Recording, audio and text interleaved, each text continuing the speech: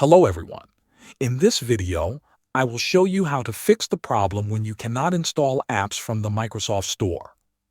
First, close the Microsoft Store completely. Make sure it is not running in the background. After closing it, restart your computer. This may sound simple, but a restart can fix many temporary system problems. If the problem is still there, the next step is to check for Windows updates. Click on the Start menu and open Settings. Go to Windows Update and click on Check for Updates. If you see any pending updates, install all of them and wait for the process to finish. After that, restart your computer if Windows asks you to. Now we will reset the Microsoft Store cache. Press the Windows key and R at the same time to open the Run box. Type WSRESET.exe and press Enter. A blank window will appear for a few seconds. Do not close it.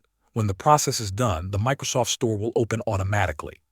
This clears corrupted cache files that often block app installs. If apps still do not install, we need to check a Windows service. Press the Windows key and type Services. Open the Services app. In the list, find Microsoft Store Install Service. Double-click on it. Set the startup type to Automatic. If the service is not running, click Start. If it is already running, click Restart. Click Apply and then OK.